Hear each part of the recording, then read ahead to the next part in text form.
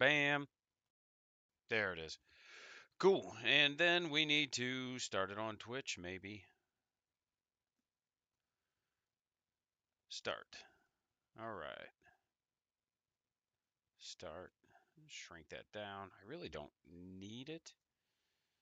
Let's go ahead and take these off. Live. And see if we... It says offline. That's silly. It just said I was live. Live. There we go. Just making sure we got the audio working. Perfect. All right. Heck yeah. Well, got the live chat up. I think I got my restream going. Let's see. Beep, boop, boop. And let's see. I don't even need that. Why did I even turn it on? Okay, so before we dig in, obviously today we're going to talk about witch cult stuff. I may do a second stream immediately following this for my league recap. I may hold off to do that tomorrow or Thursday. It kind of depends on how this one goes. I am going to be doing another giveaway. We're almost at 700 subs. We're at like 655. So we're over that halfway mark from going from 6 to 7. I am going to do another giveaway to hit 1,000. I will have a video up by the end of the week that will detail that. The video will tell you exactly how it works, etc. But the main thing is, I think this time we're going to give away a whole Blood Bowl starter box. So, somebody's going to win either Blood Bowl or Dungeon Bowl, and I'll let the winner of it pick as long as both boxes are available when we do the drawing. So it's one of those where it's going to be cool because if you've never wanted to play, that will be your chance to get a free box to get started because both boxes come with everything you need to play. They'll have a board, they'll have dice, they'll have models, they'll have everything you need except for the glue and the paint, obviously, but I think most of us would already have that. Let's see, there we go. But that being said, so we have that. We have the giveaway. Big thanks to I have to look at my analytics and stuff, but big thanks to whomever went and bought a bunch of stuff on the spring store. So I appreciate that. Those links are in the description, obviously. Trying to think if there's anything else I really needed to cover before we dive in. I know Nick, you had said you like that I try to save this stuff for the end. But we're gonna hit everybody up at the beginning this time. And hey, if you're not subscribed and you like the content, just like and subscribe. It goes a long way to helping me, and it doesn't cost you anything. If you're already watching my videos, you might as well, throw a hand out there and just be like, yeah, let's hit that subscribe button. And I hope everybody that's been watching the TK videos enjoys them. That's been a nice break for me, getting away from the very rules-heavy content that I usually do to do something a little bit more fun and creative. So that's been a nice step away from my standard. This is what we're going to talk about today. But I'm done. Now we're ready to get into the meat and the potatoes of the video. And that is going to be, we're going to relook at Witch Cult now that we've all had some time with this detachment.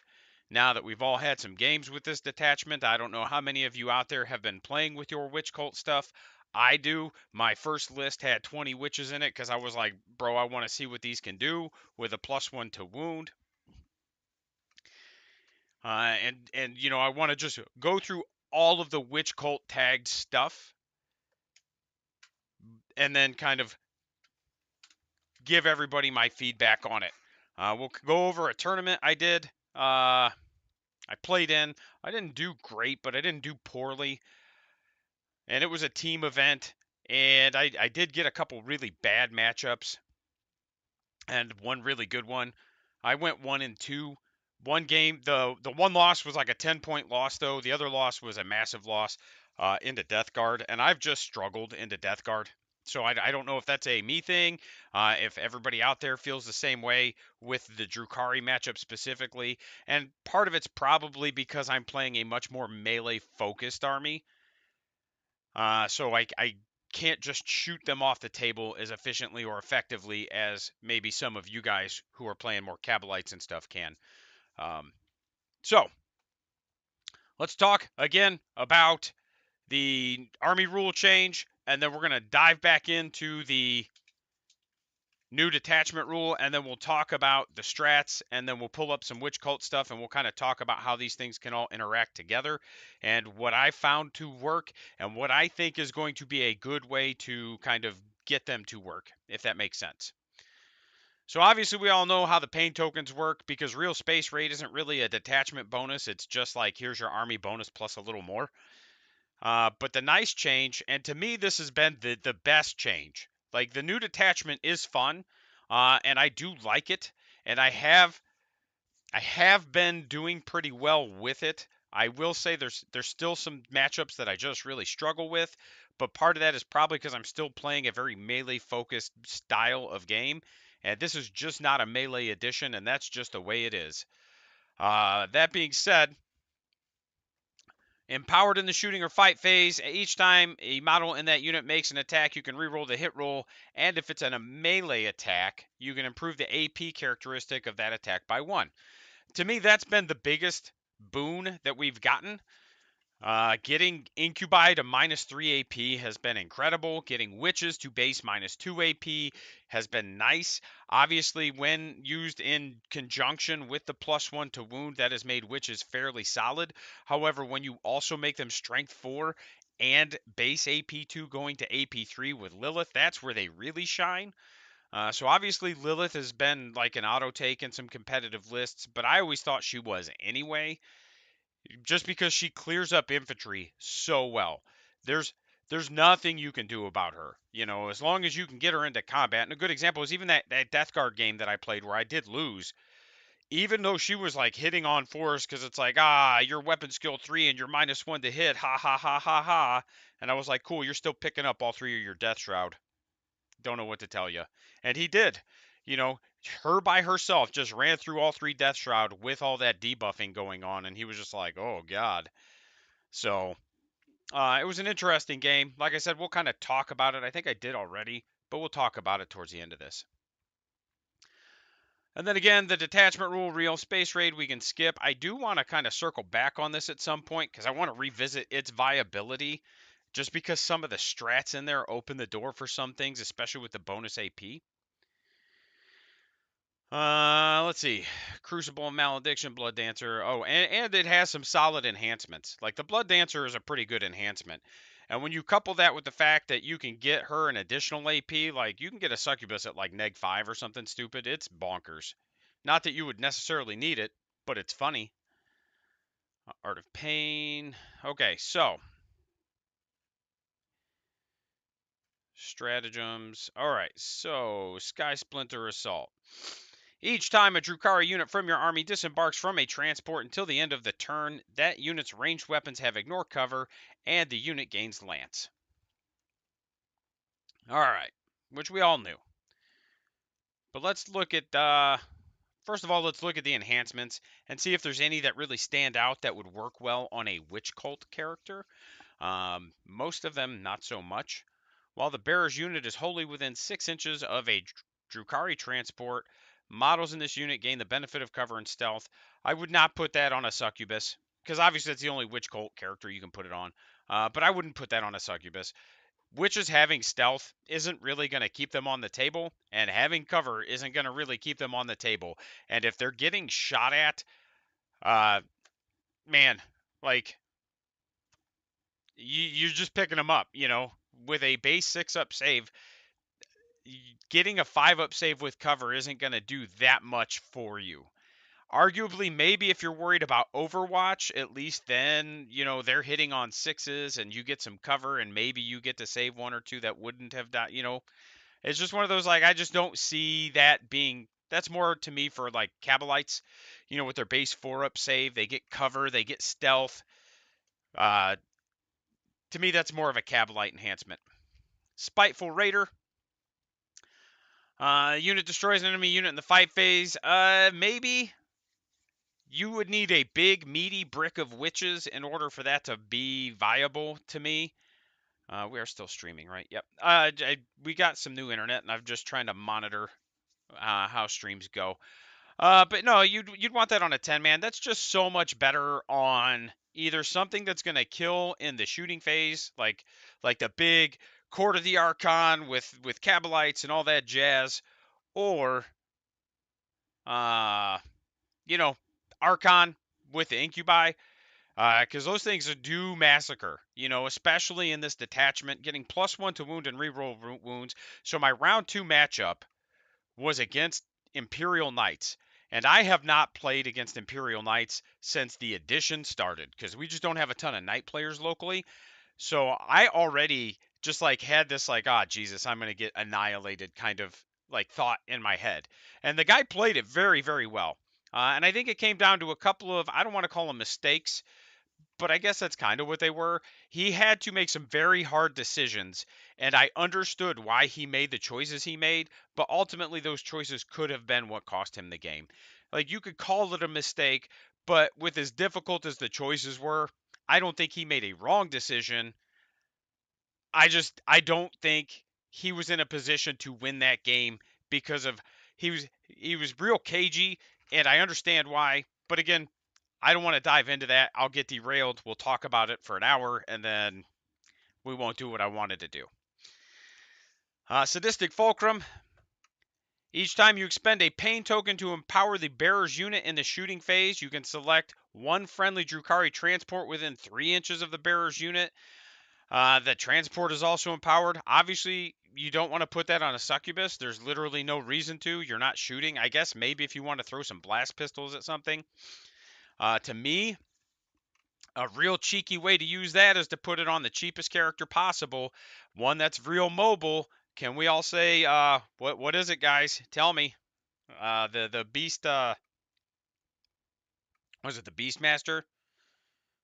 I'm gonna pull it up right now on my phone. Oh my gosh. All I did was pull it up, and I have like 40 notifications. This is the worst. Beastmaster. I think that's what he's called, because he's the one I don't have yet, right? Beastmaster. Yep, because he is a character. Keywords. Yep. To me, like that's an enhancement you put on him because that unit moves really fast. They're 12 inches, they're fly, they can get where they need to, and if you position well, if you put like a Tantalus with all that hot jazz right there in it, with the 3 5-man units of Kabalites, for example, um, you can empower him. He's got some shooting, right? Like it's just Splinter goads, or maybe even just like a Court of the Archon type of unit with a unit of Kabalites in strategic reserves are on the table, and then you just run them, bring it down. Like you want it on a character that's going to be fairly mobile so that you can keep something like a Tantalus and you don't have to just keep,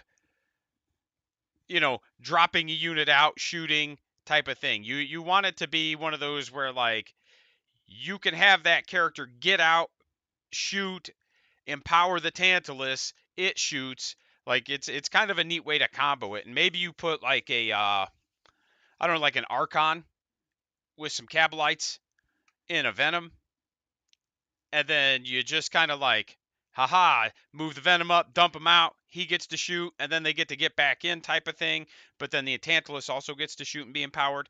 Like to me, that's where you would use it. It's not the greatest, but you're definitely not using it on Witch Cult stuff because we're not shooting. And again, like this is just to me the thing that tells me like this is just not the melee edition. Like this is the shooting edition. Much more so than 9th and 8th were. And those were both still pretty shooting centric. And then Nightmare Shroud. This one I would consider putting on a Succubus just because it's, you can't fire Overwatch against the Succubus if she gets out of a transport. So each time the bearer's unit disembarks from a transport until the end of the turn, enemy units cannot use the fire Overwatch stratagem to shoot at this unit. And so like that's in my league list. Do you think GW will run a made to order for Beast Pack in 24? Man, so I really would like to see. I think we're getting a range refresh.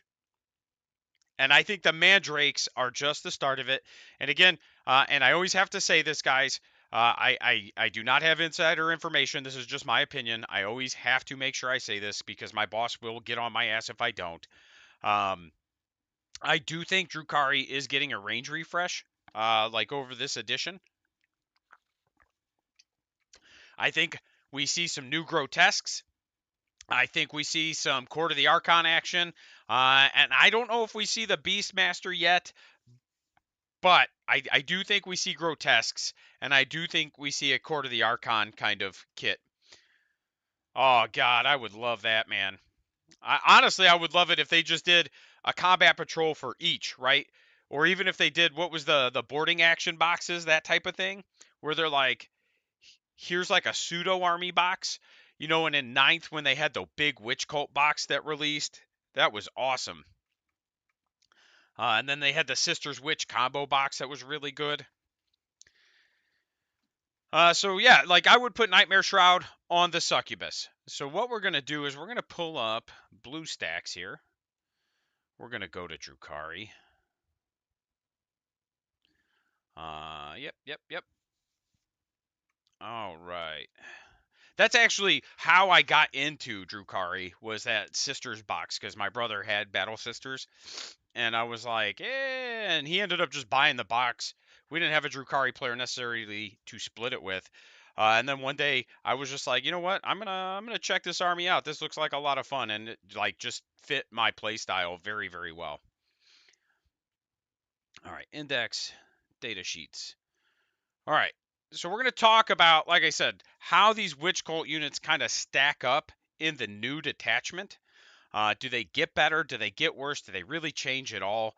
And I think a lot of it is going to be pretty obvious. The infantry obviously gets better. The non-infantry doesn't really change. It arguably almost gets worse just because the strat support for them isn't there.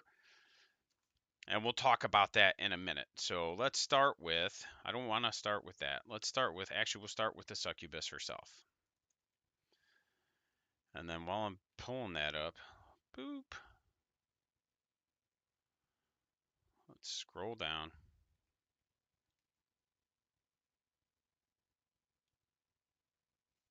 Okay, let's do that. There we go. Let's go here.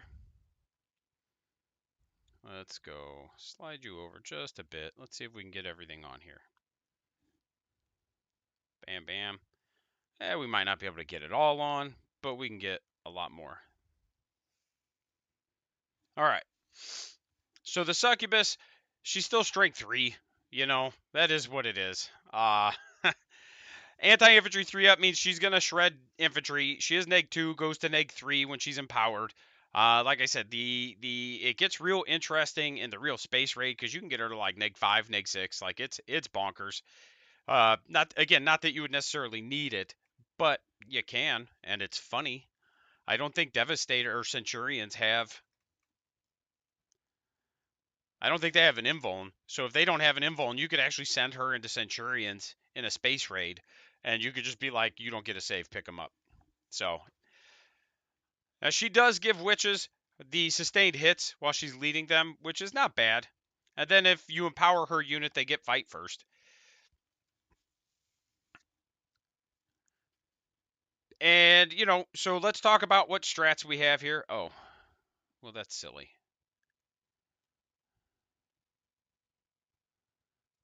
Interesting.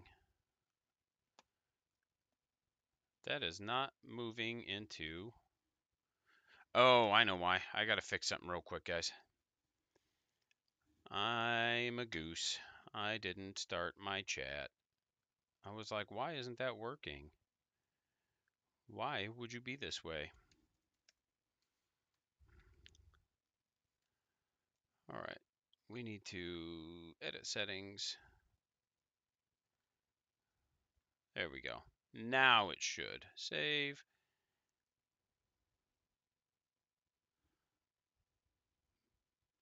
Bam.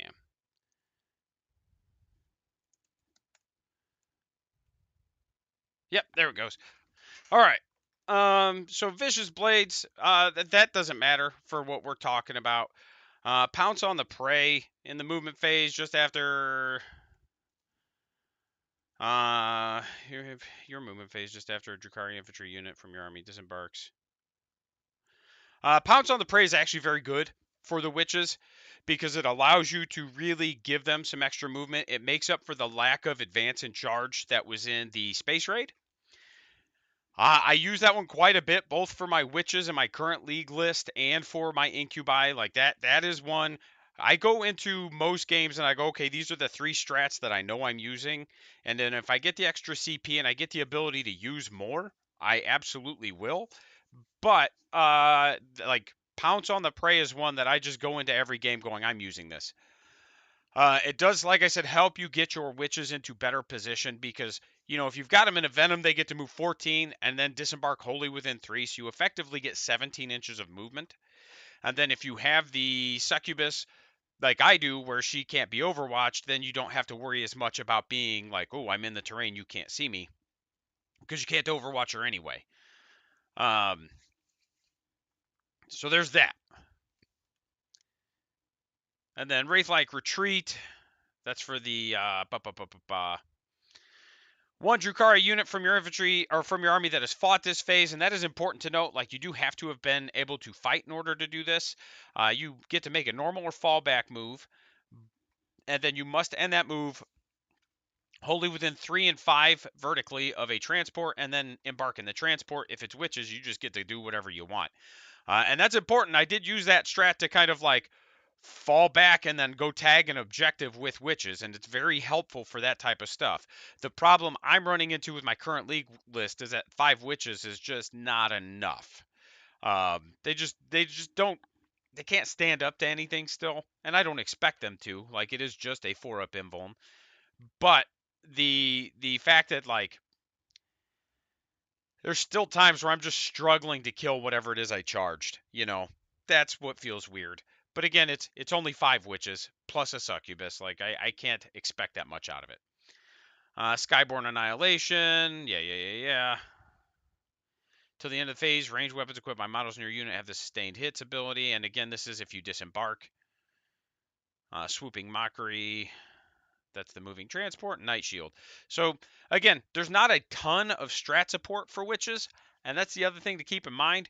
You know, so, and any strat that you can use on a witch cult unit, you can use on incubi. I know somebody was like, really, Cabalites are just better witches at this point, and kind of not. Like, I see what the intent behind that remark is, and it's that like you're not losing much by taking Cabalites instead of witches in terms of melee output. Like, you do lose 1 attack per model, and you do lose 1 pip of AP, but it's still like in a unit of 10 Cabalites, you're still throwing 21 dice. You know, you're hitting on 3s. If they have the Archon, you're re-rolling wounds, +1 to wound. Like, they're not terrible. And if they're empowered, they get -1 AP. So again, I get the intent there. It's just witches are a little cheaper, but they also don't shoot. So that's the Succubus. Overall, I think she does get better with the Sky Splinter Assault, as do the witches, which we'll pull up here in a second. And that's just because of the +1 to wound. Again, if you put the Succubus in with the witches with sustained hits, you're averaging, if you throw 30 attacks, you're going to average about 27 hits, right? Because you're going to get 30 dice, roll them all, you're going to average 20 hits, and then you roll your 10 misses, you're going to average another 6 hits, right? 6 to 7, somewhere in there. It's like 6.666 repeated. So you're going to average 27 hits, and then you've got sustained hits for 27 hits, which means you're going to average actually like 30 to 32 hits, depending on, like, right in that range. And then with +1 to wound, that means you're going to wound literally everything in the game on 5s, unless it has a -1 to wound stack. You know, like if you tag them into orcs and they're just like, aha, -1 to wound, which, again, is only relevant into the T6 and higher stuff. It's not relevant into the T5. But wounding on 5s means you're going to put 10 wounds on it on average. And at -2 AP, you know, if it's Marines, you're going to put 10 -2s on them. That's going to push them to 5 ups. And at 5 ups, we're talking what? They're going to fail 2/3 of them. So they're going to make 3 to 4 of them. So you're going to kill roughly 3-ish, 3.5 Marines. Let me see. I see you in the chat there, but it's kind of covered up. Oh gosh, and that's my fault because I'm a goose. How do you think about point matching with your opponent? What do you mean by point matching? Like, just break that down for me real quick, and I'll give you a little because I don't completely understand what you mean by point matching.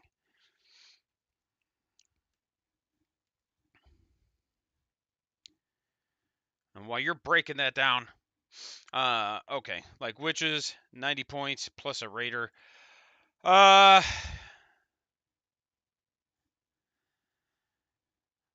So like what you spend on like witches versus what your opponent would spend for those same points. Like how do I think witches feel?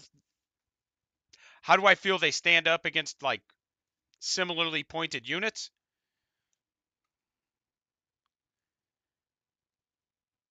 Yeah, okay. So yeah, that's what I thought you meant. Okay. It's weird because yeah, witches aren't 90 points like you've already pointed out. Um like placement on the board. Okay, so trade up. They can trade up. I don't necessarily expect them to. Uh and we'll kind of go into that in a minute because like my league list is kind of weird. Like I said, I'm running 20 witches in our league, but they're all broken up in venoms, and really that's like probably not the most efficient way to play them because 5 witches and a succubus is just like not gonna do a ton. But what I will say is that I've not really had any games where I was like, man, these are worthless. Um, the witches by themselves still not worth their points. Like base witches 90 points, I wouldn't send them at anything 90 points. Like I just wouldn't. At strength 3, neg 1 and no bonuses. Like you don't have sustained hits from the succubus. You don't have the bonus like sure you get the +1 to wound. Where they're going to struggle to trade up is like you're only hitting infantry with them. Hey, what's up, Kalith? If you don't have a character in there with them, you're only. Yep. So that's how my list is set up. Is I've got 2 5 model units in Venoms that have no character that I can put in deep strike, or I can fly them all over the board for utility stuff. Like if I end up with investigate signals or stuff like that, I've got some cheap throwaway units. I can throw the venom down there. I can disembark the witches. The venom could still shoot if it needs to. The witches could do something. If it is a weak unit, and I'll give an example on that in a second. Um, Actually, so like I played an orc player, and he had a war boss that he like cheekily snuck into my corner for a behind enemy lines. I think he drew behind enemy lines and deployed teleport homers, and I just needed a quick pain token. We're gonna talk about real space raid at the end of this, Caleb. I'm glad you brought that up. Uh, but he had a little cheeky kind of like, here's my weird boy. I gonna dejump him. He didn't have it with a unit. He just had it by itself.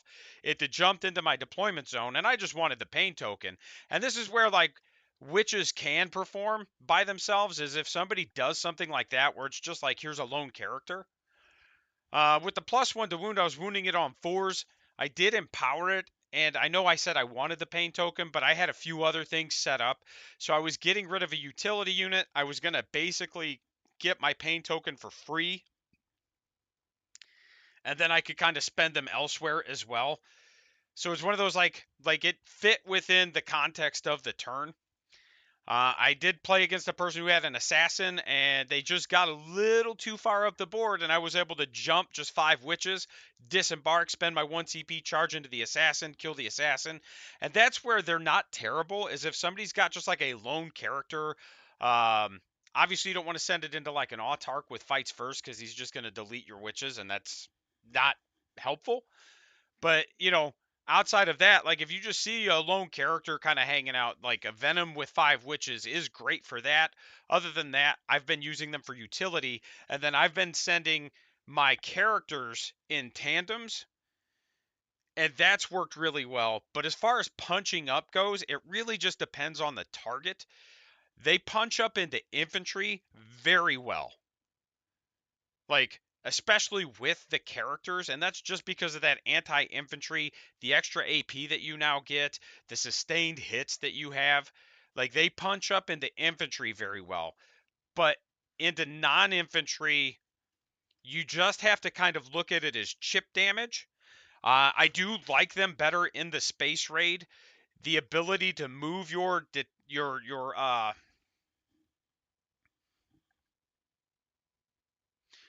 transports. There we go. I knew I'd get there. The ability to move your transport, disembark, charge, has been very valuable. I mean, that's fair. He shouldn't kill them all, but it's just not a fight I'm willing to pick because odds are they're going to 100% hit and wound with a hit and a wound reroll. And it's just one of those like, I'm not playing those statistic games, and statistically, I'm not killing the autarch, especially if he kills like 2.5 witches. If he kills 2 witches out of my 5, I'm down to 15 attacks, and they have like a 2 up, 4 up, I think it is. Like, the math just isn't there for me. I'd rather overkill and know I'm killing him than, like, well, mathematically, I should kill him. No. That's just not for me, man. This is a dice game. I know how dice work. And as soon as you think mathematically this should work, that's when the bottom's going to fall out from underneath you. And then you're just stuck there. Now, granted, Homeboy is not going to risk falling back if he's stuck in with your witches. But then you're just going to end up probably picking him up in the following fight phase anyway. But if you need him to just like stay put for a turn, that's a risk worth taking. And that's where witches, like I said, like into infantry, yes, they'll punch up. They'll lock infantry down, especially if you have a unit that can withstand those clapbacks because of the fact that, like, okay, if I fall back, I have to make a, what is it, a desperate escape test or whatever it's called. Uh, so it's just like, those are very, very good. Like, I've had that work very well, especially into something like Krons, where I'm just like, cool, man, fall back or don't. I don't care. Because your Necrons aren't going to kill all my witches. But if you fall back, you run the risk of losing a lot of Necrons. But again, the issue I run into with the Space Raid is that it's not set up to be a melee detachment. Like, we look at the enhancements, we look at the strats, and there's not a ton there to support melee outside of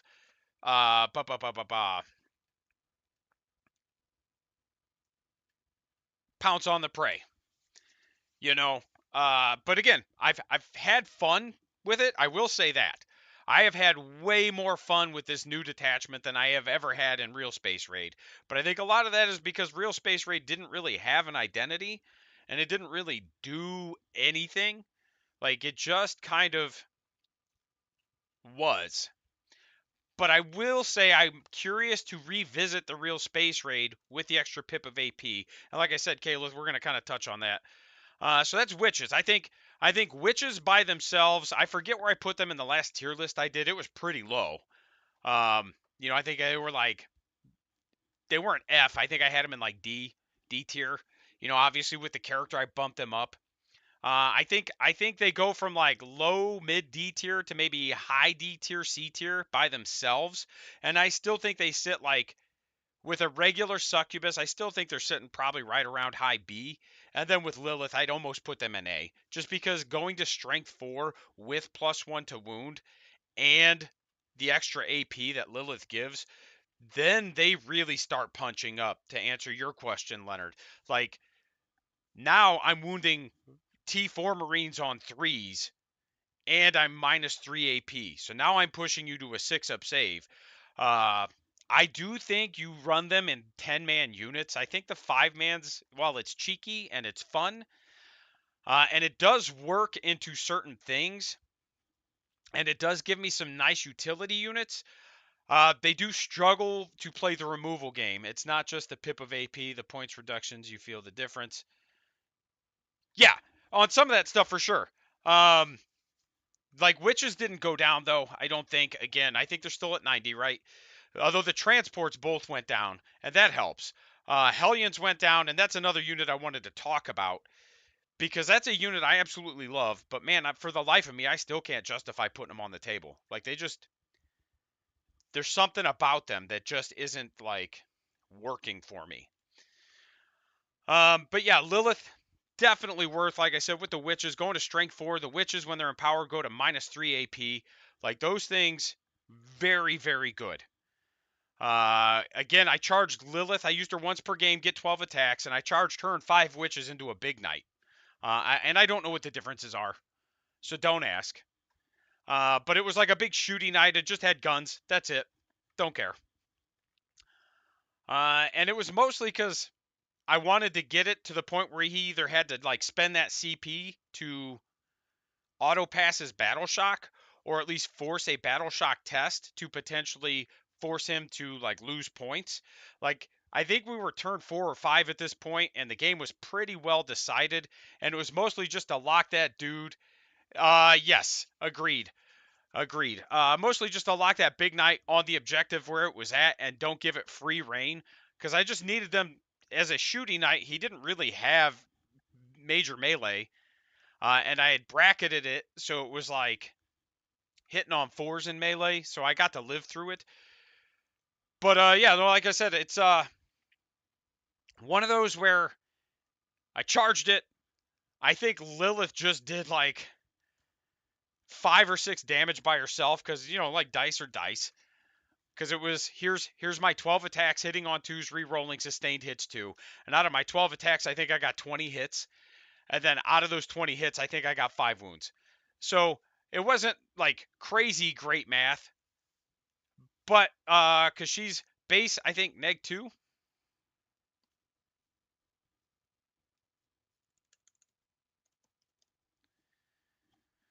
Lilith, I think she's base -2. Yep, base -2. She goes to -3 while she's attached, and then goes to -4 while she's empowered. So and knights don't have an invuln against melee, so it was just like every wound that she did just went straight through. And then with the witches, I managed to chip a few more off because it was pushing him to a 6-up. So it was one of those, like, they were very good, but the only big knights I killed, like, because he had 3 big knights and then I don't know, like 5 little knights, I think. But the 2 big knights I killed, it was all incubi all day. And we'll probably talk about incubi a little bit too. I don't want to touch on them too much because that was like everybody and their mom were like incubi OP, and then it turns out that they're not. They're still just T3 bodies with T-shirt saves. Like, you guys need to just calm your asses down. So again, Lilith, to me, she went from maybe A tier to S tier. Like, she's just even better with the +1 to wound. Granted, she's just strength 4, but again, you can chip some crazy damage off of things that you wouldn't expect to. Another good example is I played against Marines. I think it was round 1, and I charged her and 5 witches into a dreadnought. I had grenades it and done some damage to it first, but then she just went in there and just finished it off. Like, cool, man. How many 6-ups can you make? Because it's not going to be enough. Now, so again, the biggest takeaway here is that if it's infantry and it's witch cult, it definitely gets better. And I wouldn't necessarily say it's good, it just gets better. It becomes a lot more usable. And just like we talked about when the detachment came out, and we had a couple of videos talking about the detachment. The detachment's fun. It gives us some different tools in our toolbox that just weren't viable before. But at the end of the day, our shit data sheets are still just shit data sheets.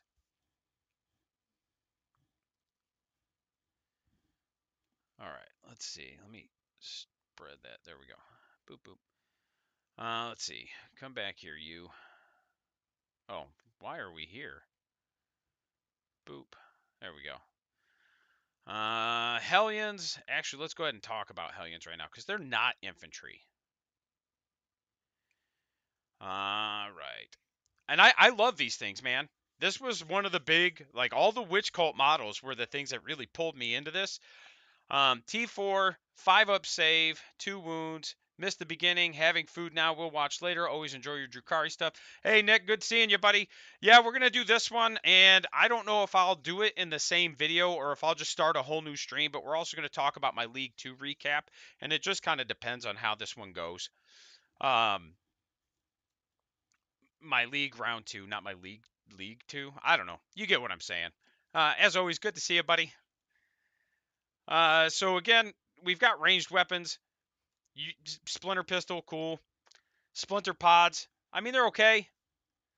Anti-infantry 3-up, assault twin linked. The issue we run into here is, we have no strat support here for it, right? Skyborn Annihilation, 1 unit from your army that disembarked. They can't disembark. 1 infantry unit, they're not infantry. Swooping Mockery, they're not a transport, they're not a vehicle. So at the end of the day, like, they have literally 0 strat support. All right, I'll have to check that out. Good for him, though, for sure. I will say the big thing is that, like, we haven't gotten that much better. I know a lot of people were like, oh, these guys are going to be broken. Nah. We had one weekend where there was literally one single event, and they had a 60% win rate, that one event. Haven't broken 50 since that event.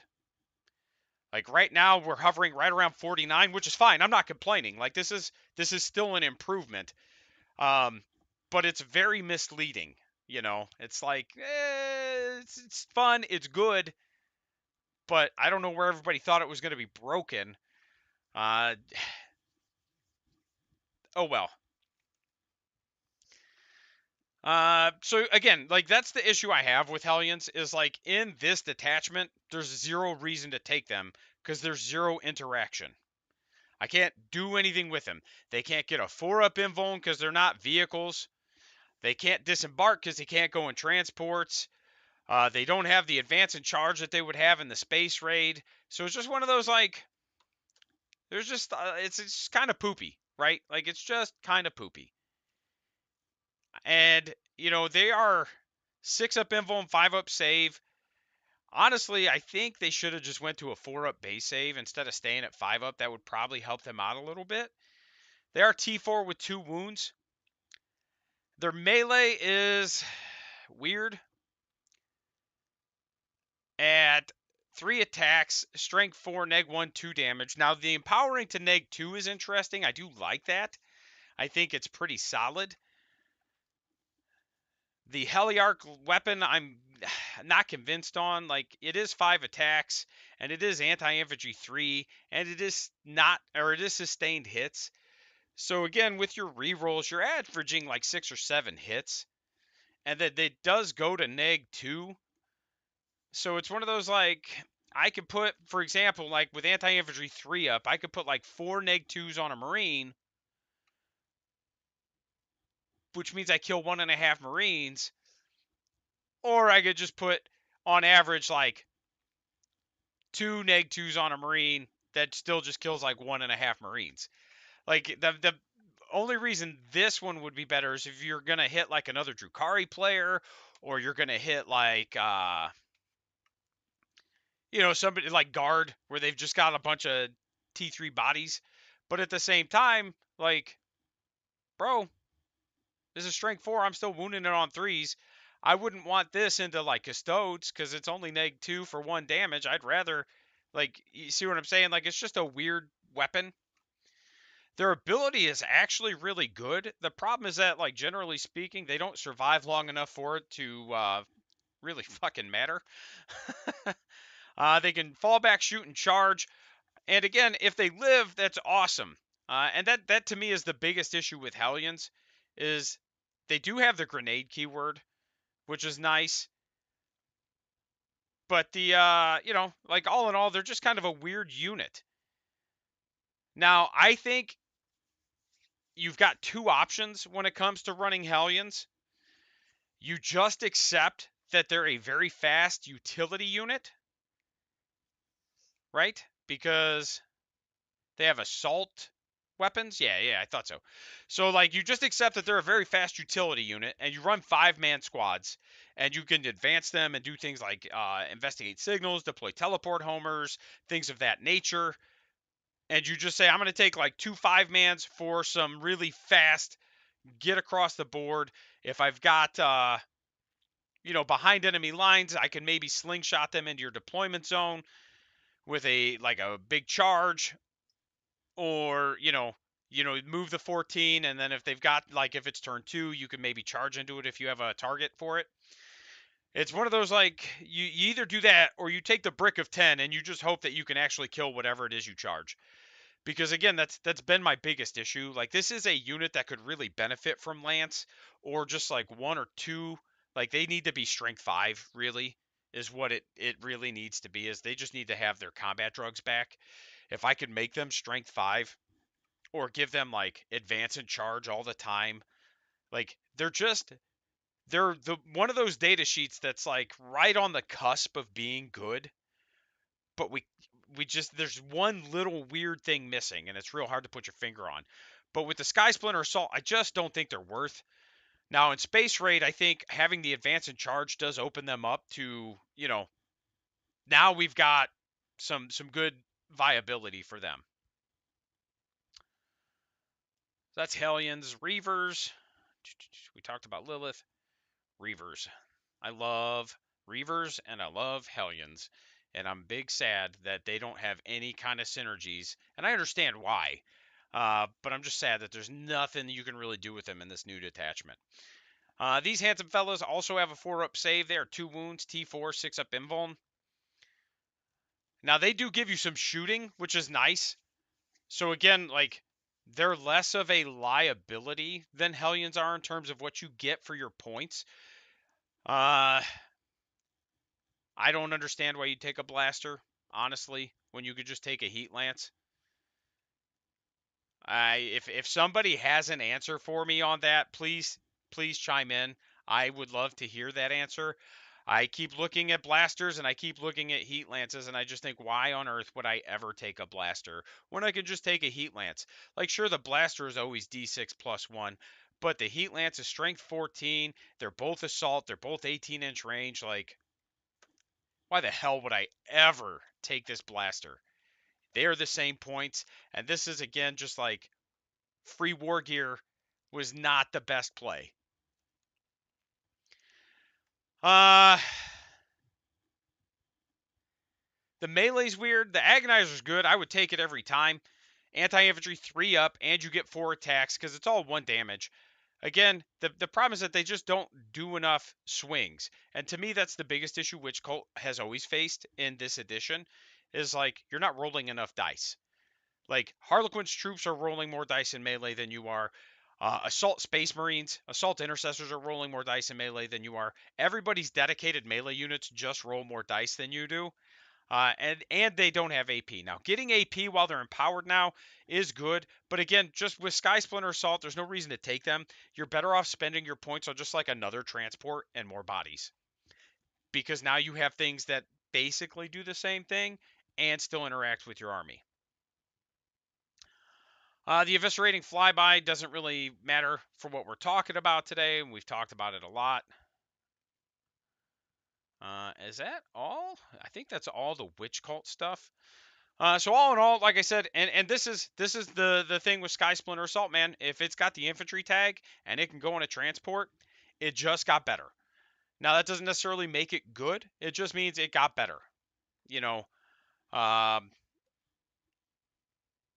Witches got better. They went from being a very low tier to maybe like mid-tier unit.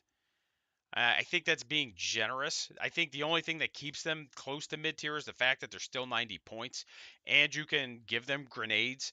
Again, I don't know why it's an upgrade. Just give them the grenade keyword. Like, I don't understand why it's an upgrade other than, well, we put a grenade launcher in the box, we better make it an upgrade, bro. Like, I'm gonna not give them grenades.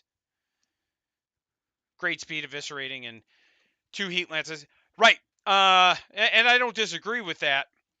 The two heat lances are phenomenal, but again, it's just in Sky Splinter Assault specifically, those 120 points are almost better spent going, okay, I could just take another unit of Cabalites, and the Cabalites will give me a Dark Lance, they'll give me a Splinter Cannon, they'll give me sticky objectives, they'll give me 20 OC in the unit. like, and a blaster, and they give me better strat support. Now, you could also make the argument, Calith, that it's almost better that they don't have strat support, because you don't have to worry about spending any CP on them. They get to just go do whatever they want, and then whatever happens to them, happens to them. And there is something to be said about that. Like when you're just like, nah, dog, I just need something here that goes fast and I can smooth brain it and I can torpedo it at something and I can shoot and I can move on with my life and I don't have to worry about do I spend this strat or do I not spend this strat. But when it comes to just like synergizing with the rest of the army, when it comes to Sky Splinter Assault, it's just not there. And that doesn't mean you don't take them, because like you said, it's 6 of them are OC2, and right. Nope, and that's what I'm saying. Is like that doesn't mean you don't take them exactly, because you're getting OC2 per model with a lot of speed, and that's exactly what I was getting ready to touch on, my man. Yep. It doesn't mean you leave them at home. It just, do you want them or do you want something else, right? Because like right now, I don't bring them, but not because I don't like them, but because the way my list is constructed, I've got 4 Venoms.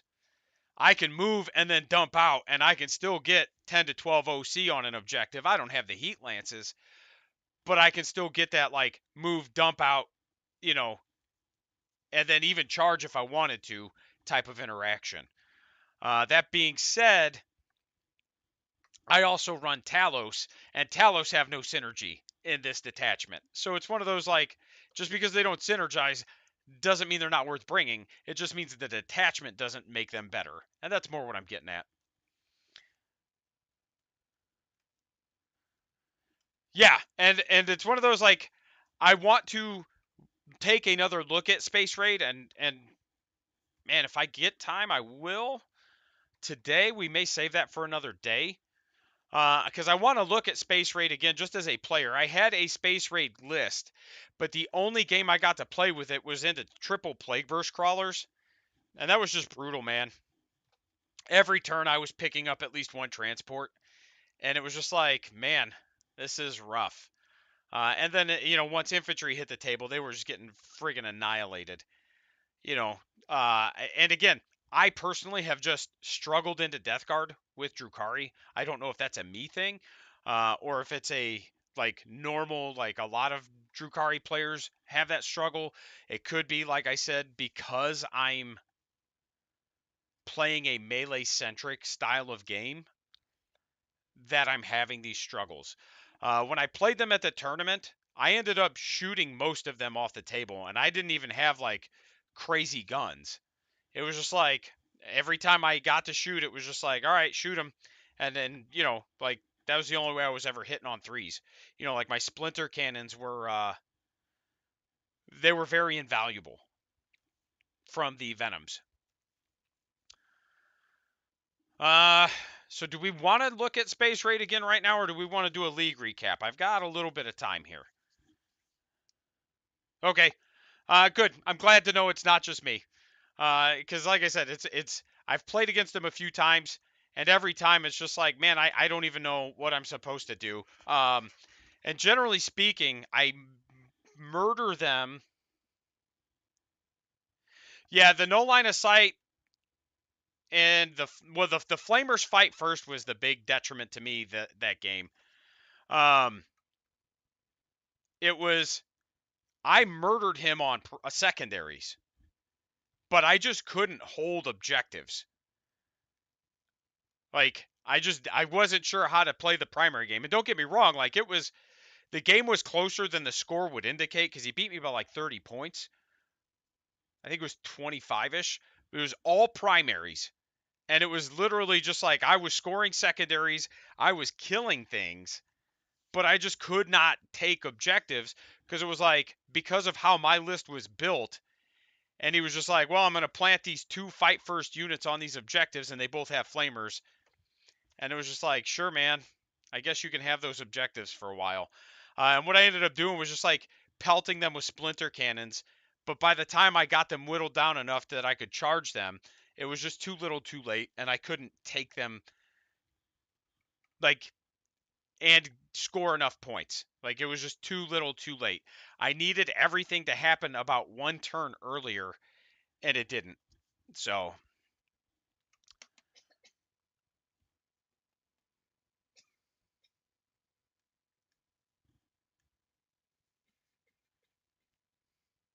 let's see. First time I've checked into one of your streams in a long time. You're looking good. Nice jacket and haircut. No, there's no haircut, man. I'm just got a hat on. But I appreciate it. I'm finally not sick, and that helps a lot. I think the last 5 or 6 weeks I've just been sick, and we've had the kids coming home sick from school. I've lost some weight just from like getting back out and exercising again, and just feeling a lot better. So it's one of those like, there's been a lot going on, but man, it does feel good to be back out on stream and kind of getting back in the swing of things, because I'm not just constantly like, oh gosh, I'm dying. Yeah. Nope, and it's a lot of it is that I'm just like not sick. We had what do I think it started? What is it? March now. From January until the end of February, I don't think I had more than 3 days where I just wasn't sick. Oh yeah, I've got a son and a daughter. My boy is 9, and then my daughter will be 13 here pretty soon. Been doing that dad thing for a while now. So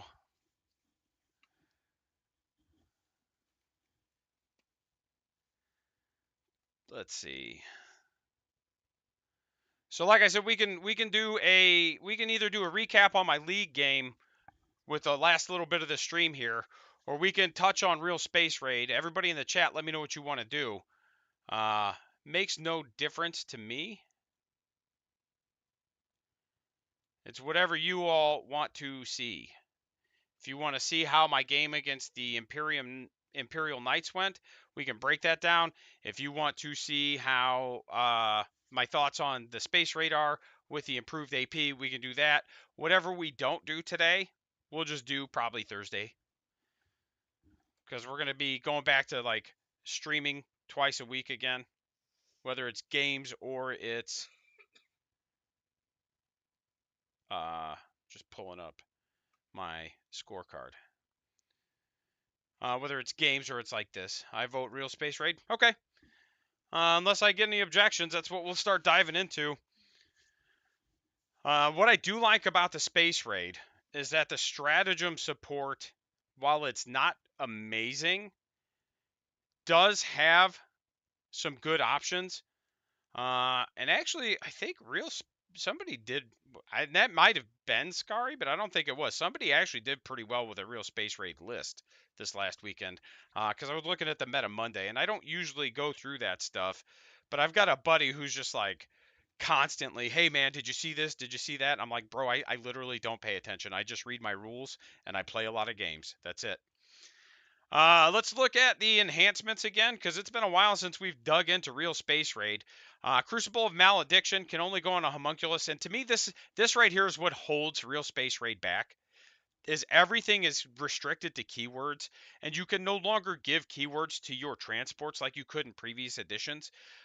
So like opening that back up, being able to be like, well, my Venom has this keyword, or maybe like it gets the keyword of whatever's inside of it, even something like that, to me goes a long way to helping this detachment just feel better.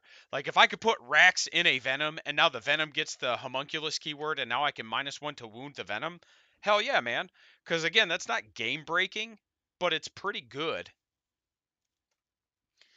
All right, homunculus unit only. Once per battle at the start of any shooting phase, the bearer can use this enhancement. When it does, every enemy unit within 12 takes a battle shock test, subtracting 1 if the bearer's unit is currently empowered.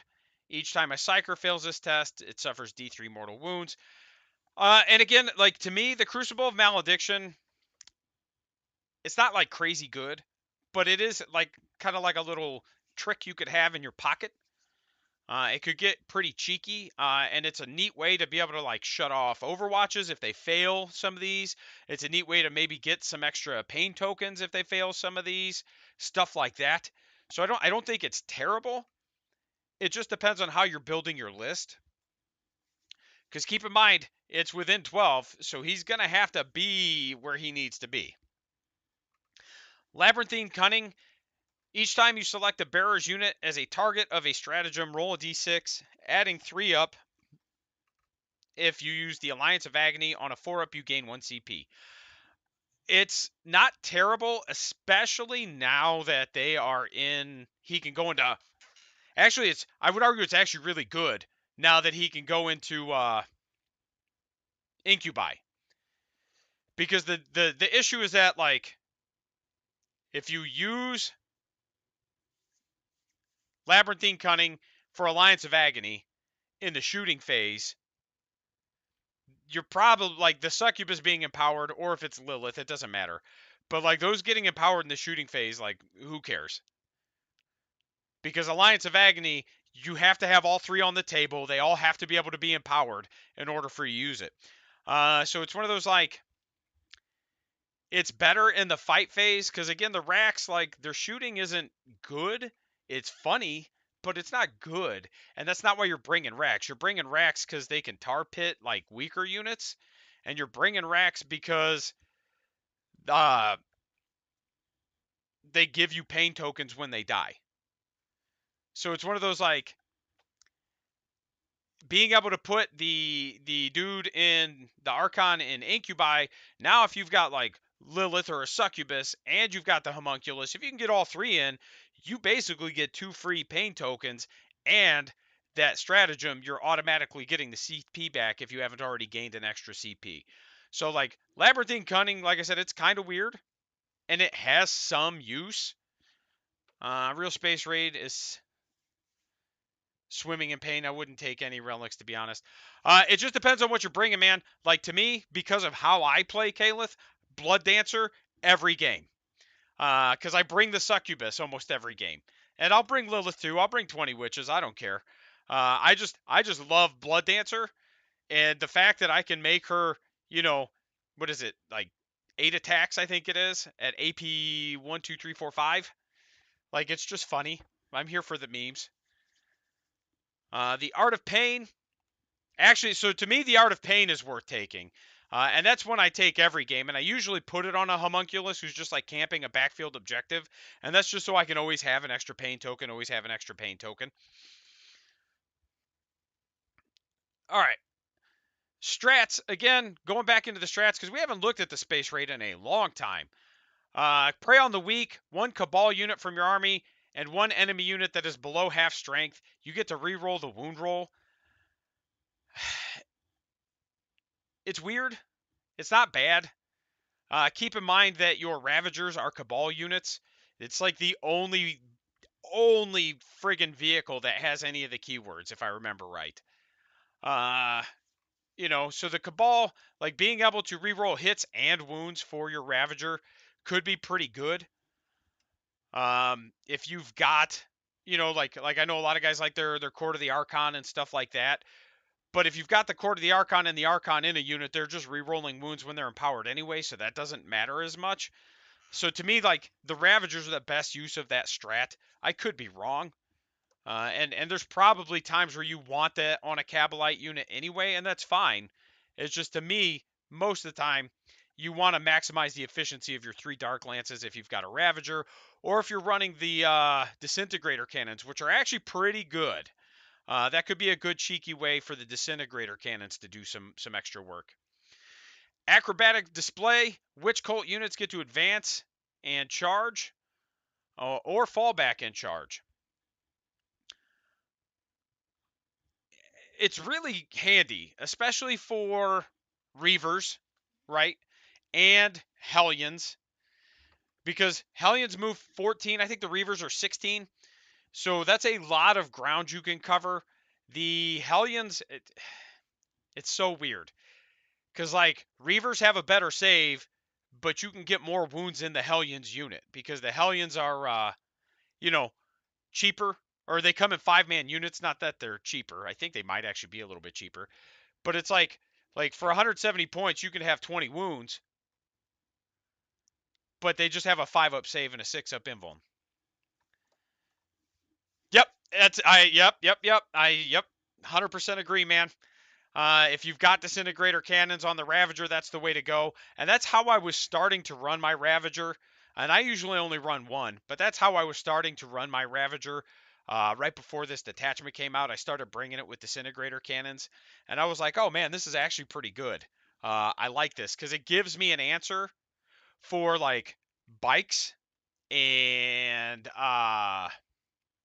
mounted, right? Like that mounted keyword. So it's one of those where it's a much more versatile weapon than just like, here's 3 Dark Lances. Don't get me wrong, Dark Lances there's nothing wrong with them, but I'll take the 9 disintegrator cannon shots. Let's see, acrobatic display, strike and fade. Strike and fade is a phenomenal strat. And that, I think, to me, is the biggest loss going from this to the other detachment, is the strike and fade. Obviously, LFR, which is the -1 to hit, is very handy. But strike and fade, you just get to move at the end of your shooting phase, but you can't charge. Alliance of Agony, like I said, it's weird because you have to target 1 Archon, 1 Succubus, and 1 Homunculus keyword in your army. You discard 1 pain token from your pain pool until the end of the phase. All 3 of those models' units are now empowered. It's a solid strat in theory, but the fact that you have to be able to target all 3 is, to me, what makes it like not great. If you could still target 2, like if it was like any 2 of the 3, this would perfect. This is an awesome strat. The fact that you have to have all 3 have to be on the table, that to me is like, man, and then they all, at least you want at least 2 of them to be in a position to be able to benefit from the pain token. So to me, that's where it's just like, I don't know. I've not used it much. I used it early on because it was like, yeah, we'll check it out. But for the most part, I haven't used it since like before the first data slate. Insensible to pain is a money strat. -1 to wound for homunculus coven keyword units. That would be our Rax, our Talos, our Chronos. And that for me and how I build my lists was the biggest, like, oh, I missed this. I really missed this. Because I run 2 to 4 Talos every game because it's like the most resilient thing we have in our army. 3-up save, 6-up invuln, 5-up feel no pain, T7, 7 wounds. I got overwatched in the Knights game, and the dude had sustained hits, and he was just like, getting ready to roll it, and he's like, watch me get snake eyes. And I was like, nah, you're going to boxcars this shit, and you're going to end up hitting me 4 times. And he was like, nah. And then, guess what, guys? He boxcars it, and then hit me 4 times. Now, he only wounded me 3 times, and then I did make one of the 6-up invulns, but had I not had that 6-up invuln, I wouldn't have made any of them, because they were -4. And then it was, the feel no pain just kept him on the table. He ended up killing 1 Talos out of my unit of 2, and then immediately picked that dude up. It was just like, oh no. So it's one of those, like, insensible to pain was a strat that I was instantly sad about not having, but I get it. Quicksilver reactions, I always refer to it as LFR. Lightning fast reactions, it's the same stratagem. It's just -1 to hit. And again, a very fantastic stratagem. And that's what I will say, is that the real space raid doesn't have a lot of good strats, but the strats that are in here that are good are very good. Like, they are exceptionally good. And then the detachment rule, well, we already know that. So the strat support is why I think real space raid, if you're playing like the Helions, right? Or if you're playing the Reavers or things like that, if you're playing non-infantry stuff a bit more, even the Talos are going to be a little bit better in your space raid. Scourges don't really benefit from anything anywhere because they don't have any goddamn keywords.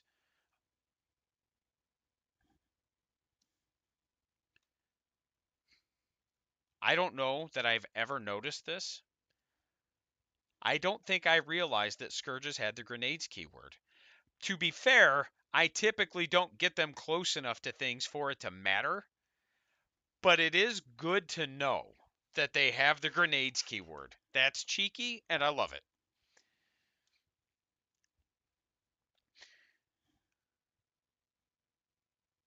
Yeah, if you're running a lot of Coven stuff in general, for sure. Scourges, man, these one of the units that has just been like, yep, fire and fade, being able to shoot, move 6 inches, then at the end of the shooting phase, move an additional 14. Absolutely. You could clear, what is it, like 34 inches of movement in one turn? And then if you put like heat lances on them, for example, you could actually advance them, shoot them, and do all that jazz. Because I think the heat lances are assault, but they're still ballistic skill 4. Bunch of assholes. They are heavy.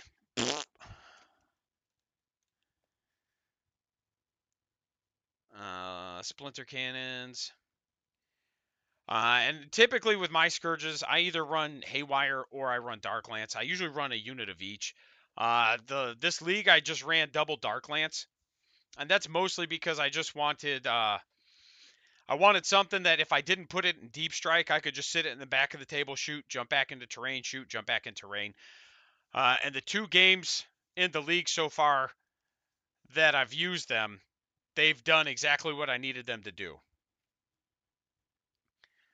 Arguably, I would have been better off into the Knights game with Haywire because he can't overwatch with the big Knights, and I could just be like, here's 8 Haywire, pick it up. But yeah, like they don't have any keywords that let them interact with any kind of specific strats. They just get the generic strats. So no like Cabal reroll wounds or anything like that. No advance and charge. Champion as an assault weapon. He does. He does. And he could take, what is it, the Sybarite weapon, which is basically like an agonizer, right? Yep. Thought so. That's and that's fair too. Is like if you need him to go like be somewhere to do something, like for an engage or something, or like behind enemy lines, whatever. Yep, yep, yep. And they do deep strike. Like it's one of those like I think most people who play this army know Scourges just because Scourges have honestly been almost like auto includes in lists for 2 editions now.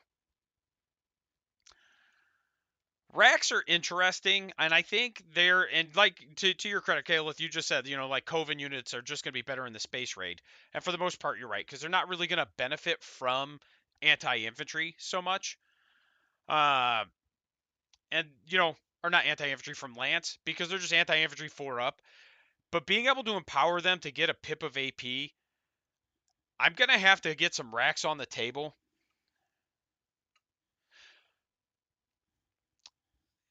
So I have to look into that because that's one of those weird interactions. Uh, and I think that's the intent, is what you're saying. Um, but that's not how it's worded. Like it just says if you take this, the whole unit gets the grenades keyword. It doesn't say like while this unit is in here, it gets the grenades keyword. And like I said, I think that's the intent. But I actually need to double check on like the keyword interactions and stuff like that because of like splitting up in Venoms also because the whole unit gets the grenades keyword. We'll jump into that in a minute. So racks to me kind of get interesting because again they get 2 attacks each. Again they just need one more.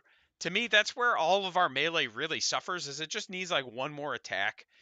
But going to neg 1 AP does mean like hey I don't suck incredibly. I get 10 attacks or 20 in a unit of 10, and at least going to neg 1 makes him not terrible. And then the homunculus isn't bad. Yeah, no, the Scourges get it.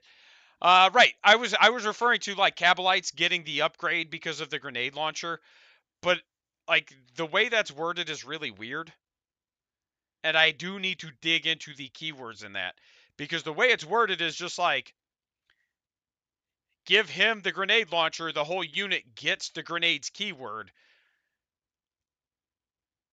So it's like I agree that the intent behind that grenade launcher is while the grenade launcher's in the unit, they have the grenade's keyword. So it just comes down to like how do keywords interact on a like rules as written level. You know, because like if I give him the grenade launcher and the unit gets the keyword, but then I put half the unit in the venom, technically the whole unit has the grenades keyword before it goes in the venom. So it would still have the grenades keyword. See what I'm saying? Like it's one of those like I have to look into that. The keyword rules are really weird, and sometimes I got to dig into them again. But anyway, the homunculus pretty solid. I've never really had complaints about him. This guy has enough attacks. Like 5 attacks is good, and going to neg 2 and anti-infantry 2 up with precision when he's empowered. So to me, like that was more important than the lance. Don't get me wrong, the lance and the ignore cover pretty good, but the bonus AP was really what was like, oh, okay, like this is because like now my Talos, if I give him the gauntlet, they're strength 8 neg 3 damage, and that's pretty good. Right. And I think that's the intent, but I have to I I want to dig into the rules commentary on the keyword interactions because again, it's just like one of those super weird things. And maybe we'll kind of do that in a couple seconds here. I would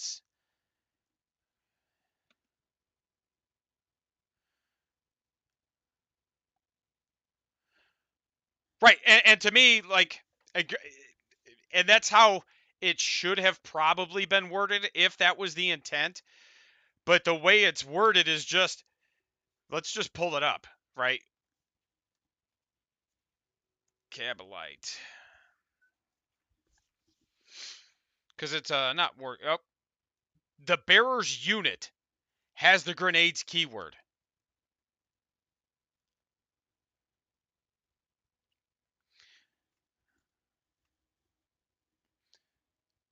So I guess like I see what you're saying, Caleb. Is like once you split them up, they're no longer in the bearer's unit, and that's where, like I said, it just comes down to the like order of operations. Like I definitely agree with you. Like the intent is that like only the people with the sergeant get the grenades keyword. And first of all, that's such a shitty interaction. Because I can't think of literally anybody else that has that interaction. And second of all, why is it an upgrade? Like I'm not gonna just take it. How many people have you played against where you've not had the Phantasm grenade launcher on your Sybarite, and they've been like, "Well, you don't have the Phantasm grenade launcher on your Sybarite. You can't take that war gear." Nobody, because nobody knows what the hell it looks like anyway. And even if they did, they're not looking at the back of your model to see if you've got that little grenade launcher attachment on there anyway. Like it's just such a stupid interaction. Rant over. Uh, but yeah, so to me, like the Coven stuff is better. Grotesques are still weird. I know somebody just did very well with grotesques not that long ago. I didn't look at the list. Um, it was in a Sky Splinter Assault. I'm mixed on it because they're just too many goddamn points, man.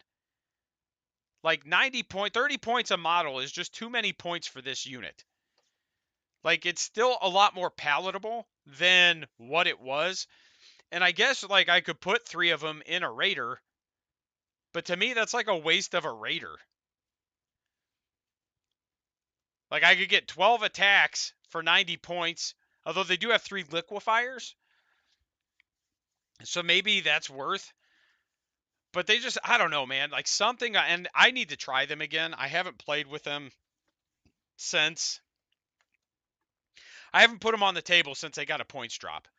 So maybe I'll change my mind once I play them. There's a small 1,500 point tournament coming up, and maybe I'll put them on the table for that because, like, I plan on just bringing a lot of like super memey stuff for that one. You know, like what have I not put on the table in a while? Let's put grotesques on. So we'll just bring 2 raiders full of grotesques, and we'll just see if we can like bully people and get the +1 to wound. Give them lance, strength 5, neg 2, 2 damage lance. Like I don't know, could be funny. We'll see. I the more I talk about it, the more I'm like, yeah, let's do this. This sounds fun. Give it a disintegrator cannon and give it 3 liquefiers and just like roll it around, nuke and infantry. Get 6 and walk them. And that to me, yep, they're another unit that like because of their rules, they are better in the space raid. Like they have the infantry keyword, but because they take up 3 slots in a transport, there's literally no reason to put them in Sky Splinter Assault. Like for 90 points, I could take 3 grotesques and give them lance. But for 110 points, I could just take 10 Cabalites, put them in a raider, and they get ignore cover, for example. So it's just one of those like, there's just something weird about it that's just like, man, something isn't right here. And they just need to go, really, they just need to go down to 2. They need to take up 2 slots. They need to let me put either Piss Boy, Urine. They either need to let me put Urine in there with them or a Homunculus or either. And just like increase their points from there if they need to. Like, hey, these take up 2 slots and you could put a Homunculus in there with them, but they're going back up to 40 points a model. Fine. I'm not thrilled with it, but I would at least say, okay, 6 with OW is scary.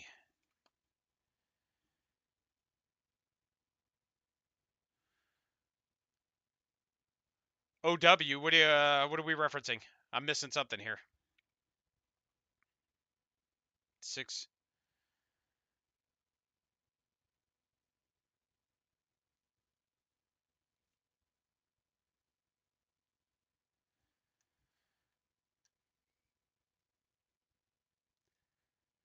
Like, I do think the pain token will help them out quite a bit.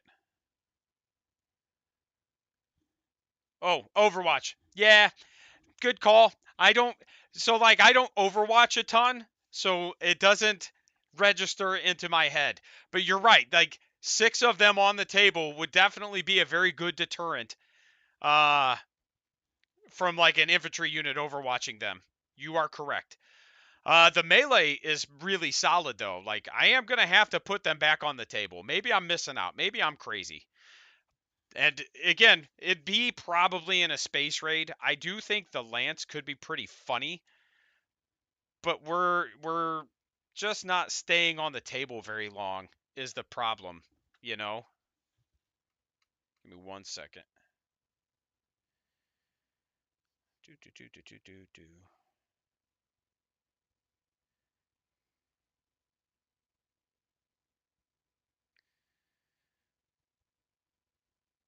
Bam. All right.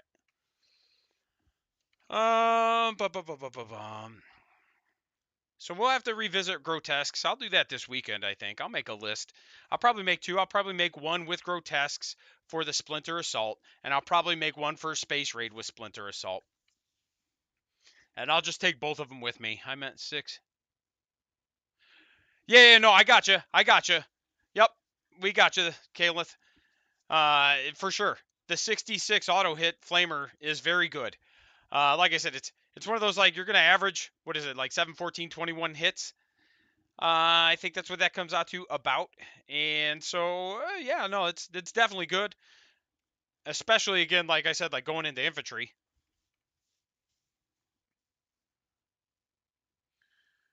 Let's see. We already know Chronos are good. Incubi. I will say Incubi are much better in the Splinter Assault than they are in the Space Raid. Although Drazar, I I've been running him since day one. I've been running him since I've had viewers that were like, dude, why are you running him? He's a waste of points. And I'm like, man, I have not felt that way at all. Even before his points hikes and stuff, I just have not felt bad about Drazar ever. So it's one of those, like, he's only gotten better. And Drazar is actually really good in the Splinter Assault because of things like orcs that can -1 to wound you. Or, that type of interaction where it's like, ha, I disembarked, I get +2 to wound, so your -1 to wound is irrelevant. So again, I love Drazar. I would bring him faux show.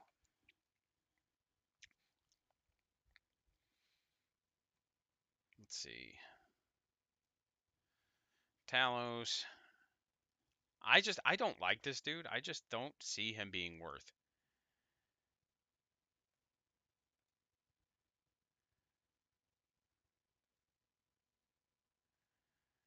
He's got a 4-up feel no pain. He's a leader.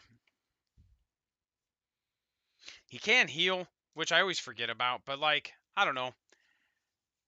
I just, for his points, I just am like, man, I'd rather have just a regular duder. And then, yeah, Rex, which we talked about. So yeah, no, I'm definitely gonna have to revisit some of this stuff. I'll probably have to put a brick of 10 racks on a list.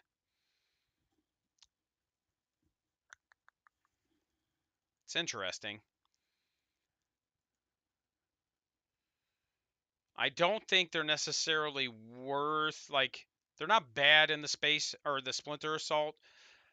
The issue with the Splinter Assault to me is that, like, rack shooting isn't great, so getting ignore cover isn't going to be super relevant. But their melee's not great either. And +1 to wound isn't going to be super relevant unless you charge them into something that's not infantry. Like, to me, they are still just better in the space raid. Like again, was mentioned in chat, the homunculus stuff just tends to be better. -1 to wound, pretty spicy stratagem. This is awesome. Like having this kind of like walkthrough again with everybody, definitely making me want to like revamp and kind of look at things a little bit differently and go, hey, wait a second, how can we like let's get grotesque back on the table. Let's see if these are actually better at 30 points.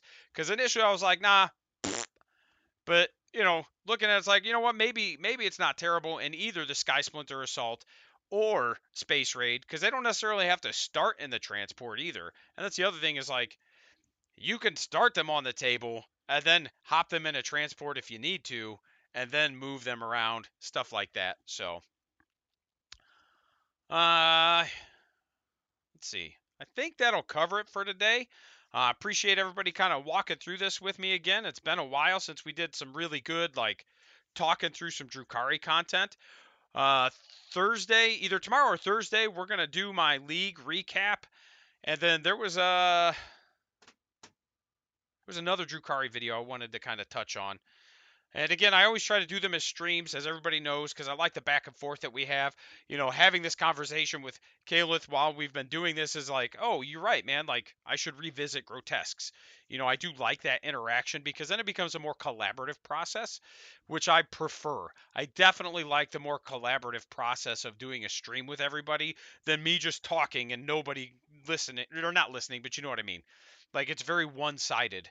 And it's just like, what I say is this, and then it's like, nah, dude, that's not what it is. Uh, so that being said, hope you all have a great day. We'll see everybody tomorrow for sure. And we will have some more Old World and Blood Bowl content. So again, I hope you guys are enjoying the Blood Bowl videos. I'm having a blast making them. And we're gonna dig through. I want to dig through the data slate and rules commentary and kind of talk about some of the changes again. I know we did it once already, but it's probably time to revisit things. So have a good day. We'll see you tomorrow. Later.